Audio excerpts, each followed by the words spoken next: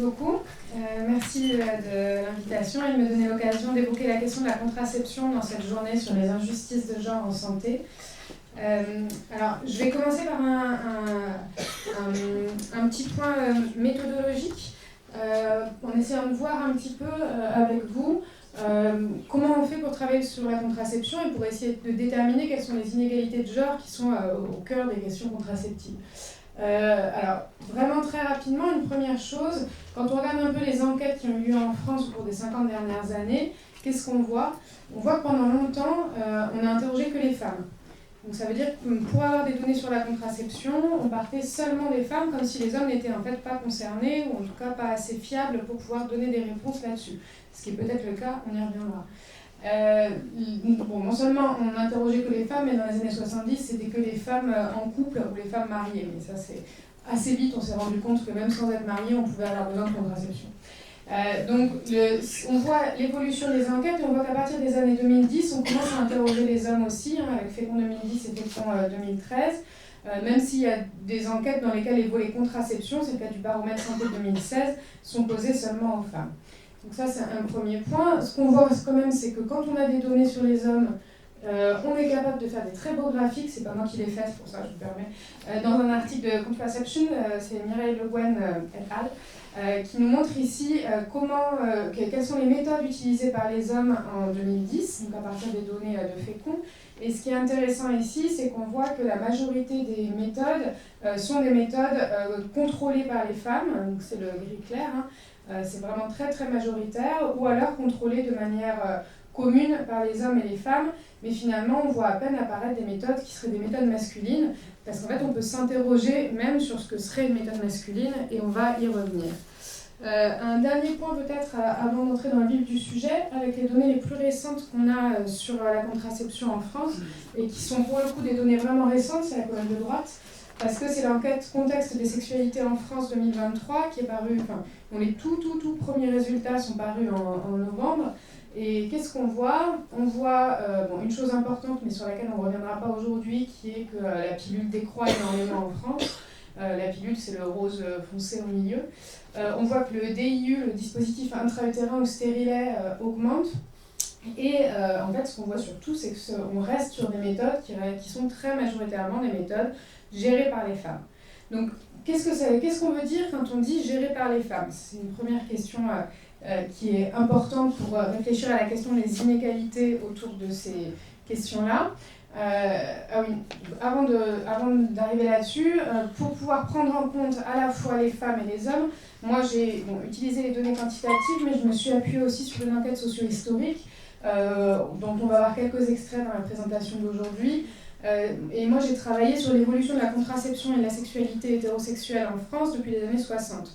Donc avec des archives et de la littérature grise des années 60, 70, 80, quelques grandes enquêtes, de l'ethnographie en ligne, j'y reviendrai à la fin de la présentation, et puis 92 entretiens avec des hommes et des femmes entre 20 et 84 ans sur leur parcours contraceptif et sexuel.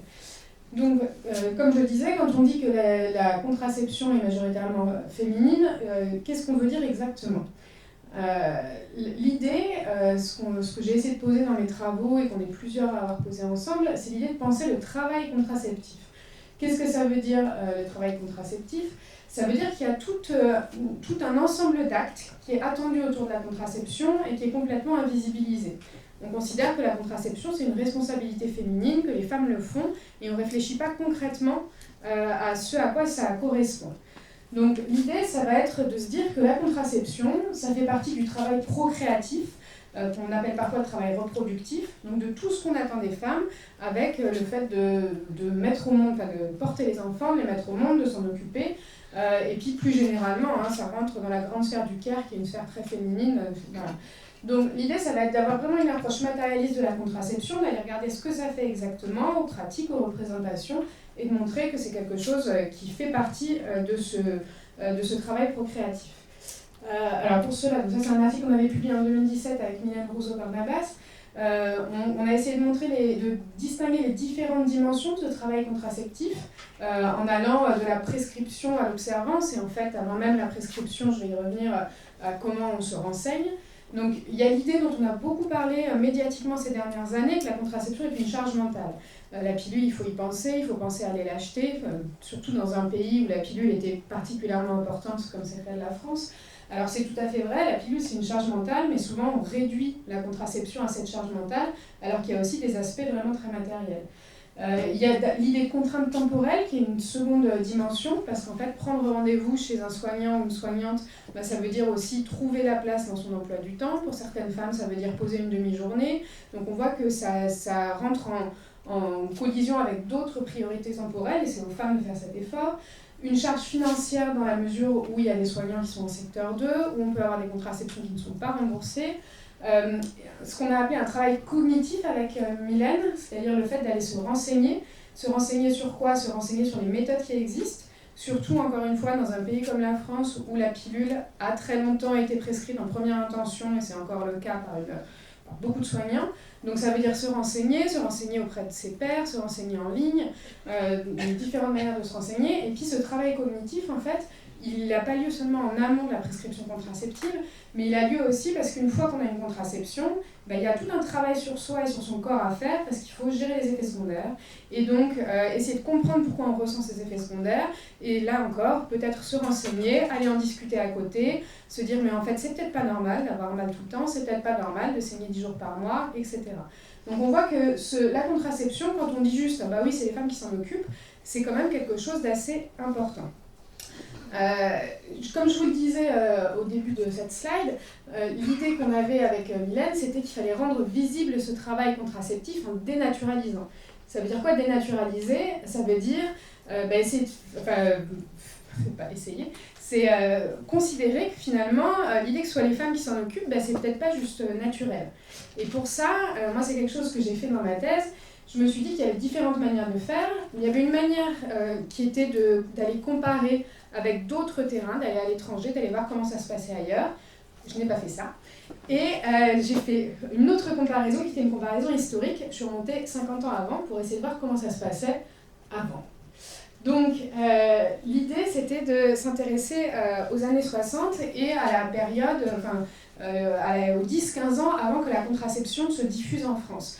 La contraception en France, l'autorisation, c'est 1967, la loi Neuwirth, mais les décrets vont mettre longtemps à apparaître, donc en fait on a une diffusion plutôt au début des années 70.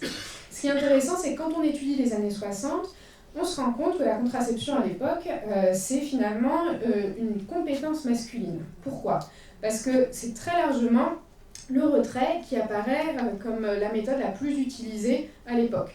On parle beaucoup de la méthode Ogino, on parle beaucoup de la méthode des températures.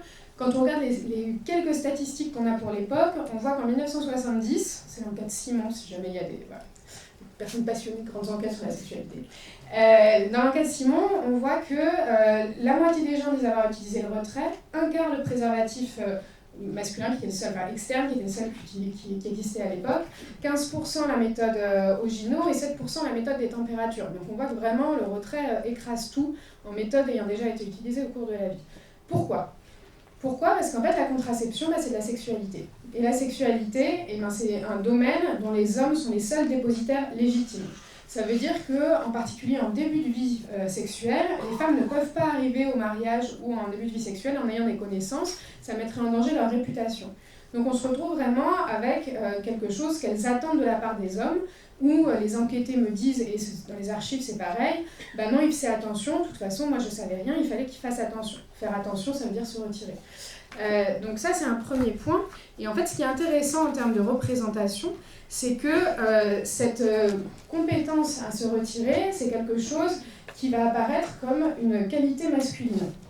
Là, je vous ai mis un extrait d'une lettre envoyée à un journal à l'époque sur cette question de la régulation des naissances, où une femme dit « Instruisez, renseignez les hommes à respecter les femmes, c'est bien qu'ils sachent ce qu'ils font, ce qu'ils sont capables de faire comme bien ou comme mal, que la femme ne soit pas une bête de reproduction, tout cela se résume en un mot, le véritable amour. Hors de cela, tout est de la blague, car quand on aime, on rend l'autre heureux. L'homme qui aime sa femme ne lui donne pas un gosse tous les ans. » Donc on voit qu'il y a une responsabilité masculine liée à cette compétence et que c'est quelque chose qui va disparaître extrêmement rapidement quand la pilule va apparaître. Une petite chose, ça c'est quelque chose qui vaut dans le cadre d'un couple marié, dans le cadre d'une relation importante. Ça ne vaut pas pour la prostitution, ça ne vaut pas pour les rencontres de court terme, où là, j'ai pas le temps, mais on a des extraits d'hommes qui disent oh, bah, c'est très bien la pilule, qu'elle se débrouille, moi je suis en charge de ma femme et pas des autres, pas de ses maîtresses. Un petit point aussi, c'est qu'en fait cette compétence masculine, ça peut aussi être une source de pouvoir. Et là, je vous ai mis un extrait d'entretien d'une enquêtée qui est jeune, qui a une trentaine d'années, et qui m'explique que, elle me dit, tu vois, par exemple, moi je sais que ma grand-mère la voulait pas. C'est mon grand-père qui lui a fait un gamin, dans le dos pour le coup. Moi, j'ai toujours entendu mes grands-parents se disputer, j'ai toujours entendu ma grand-mère dire ouvertement à ma mère, t'étais pas prévue cette année-là, et c'est ton grand-père qui t'a voulu. Elle a dit à ma mère très honnêtement, t'étais pas prévue dans mon programme. Donc on voit là aussi que cette compétence, c'est aussi une source de pouvoir. Donc la pilule et le stérilet, donc en tout cas les méthodes contraceptives médicales sont autorisées, les méthodes contraceptives globales d'ailleurs, on va se retrouver très très rapidement avec un désinvestissement masculin total. Comment est-ce qu'il s'explique ce désinvestissement masculin ? Il s'explique par plusieurs raisons. Je vous en ai mis quelques-unes. La première, c'est qu'en fait la pilule et le DIU sont des méthodes qui n'interfèrent pas dans le script sexuel, contrairement au retrait. Il n'y a pas besoin de s'interrompre à un moment. Donc c'est quelque chose qui va être très apprécié des femmes et des hommes. Et on a beaucoup parlé de la libération sexuelle des femmes, mais c'est aussi quelque chose de très positif pour les hommes. Là, je vous ai mis un extrait donc Marie-André Lavoie-Veillalé, c'est une gynécologue qui a cofondé le planning familial et qui a beaucoup milité en faveur de l'autorisation de la contraception. Et là, c'est un extrait d'une de ses patientes qui lui dit « Pour moi, oui, docteur, depuis que je prends des pilules, mon mari ne me trompe plus. Je vous l'avais déjà signalé dès le début du traitement, j'attendais que ça se confirme. Je pensais que c'était l'amélioration soudaine de nos rapports qui l'avait rendu fidèle, mais je ne craignais que ce ne soit que passager. Eh bien non, du jour au lendemain, nous avons eu des rapports plus fréquents, il ne s'est plus retiré, c'est tout ce qu'il voulait. » Donc voilà, la pilule pour sauver les couples, pour l'harmonie conjugale, c'est quelque chose qu'on a beaucoup oublié, alors que c'était une dimension très importante à l'époque. Deuxième dimension, si on avance un petit peu dans le temps, on se rend compte qu'avec la féminisation, on a donc cette médicalisation, et que la médicalisation, en fait, elle va de facto exclure les hommes. On considère que la contraception est un domaine réservé, un domaine féminin, les femmes voient des gynécologues, les hommes ne voient pas d'andrologues. Là, je vous ai mis un extrait de la thèse de Cécile Ventola qui s'était intéressée à ces questions. Et ce qui est intéressant, c'est qu'en fait, elle explique que la compétence supposée des femmes n'est mobilisée que dans l'opposition aux hommes, parce que finalement, les gynécologues disent qu'elles oublient tout le temps leur pilule, elles ne pensent à rien, vraiment, voilà. Sauf quand on parle des hommes, où d'un seul coup, les mêmes praticiens peuvent ainsi à la fois décrire l'étendue de l'incompétence féminine, avant de fonder biologiquement une compétence exclusivement féminine, parce que les hommes, maintenant, ils sont trop tête en l'air, il n'y a aucune chance qu'on puisse laisser reposer ça sur eux. Donc là, on voit aussi que c'est intéressant parce qu'on a autour de la médicalisation quelque chose qui va se cristalliser, comme si les femmes étaient les seules susceptibles de pouvoir s'occuper de ces questions-là. Dernier point peut-être important aussi, c'est que le fait d'avoir accès à la gestion de la fécondité, contrôle de la fécondité, c'est quelque chose de très important pour les femmes, pour la gestion de leur vie. L'espoir de Françoise Héritier, c'est que si la fécondité est un lieu central de la domination du masculin, il sent ensuite la prise par les femmes du contrôle de leur propre fécondité revient pour elle à sortir du lieu de la domination. Et elle écrit, là est le levier d'un changement majeur pour l'humanité tout entière. Bon, malheureusement, je ne serai pas du tout aussi optimiste qu'elle. À la fois parce qu'il y a des travaux qui ont montré, il y a déjà une vingtaine d'années, de Nathalie Bajos, dont on a déjà beaucoup parlé, qui est une des spécialistes de la contraception avant de l'être aujourd'hui des inégalités en santé, et Michel Ferrand, elle montrait que ce levier était surtout un levier symbolique, parce que finalement, en ayant le choix d'avoir des enfants quand elles veulent, les femmes ont désormais l'obligation de s'en occuper encore plus. C'est-à-dire que quand on choisit d'avoir un enfant, ça veut dire qu'on n'a plus aucune excuse pour ne pas être entièrement dévoué à ses enfants. Ça, c'est un premier point. Et d'autre part, finalement, on se retrouve dans une situation où tout le contrôle de ce qui relève du care autour de la sexualité, à la fois la contraception, mais on va le voir, la protection, va reposer entièrement sur les femmes dans le cadre de rapports hétérosexuels où les hommes représentent quand même la moitié des participants. Ou plus, après chacun fait ce qu'il veut, mais au moins la moitié des participants. Sinon, il n'y a pas besoin de contraception.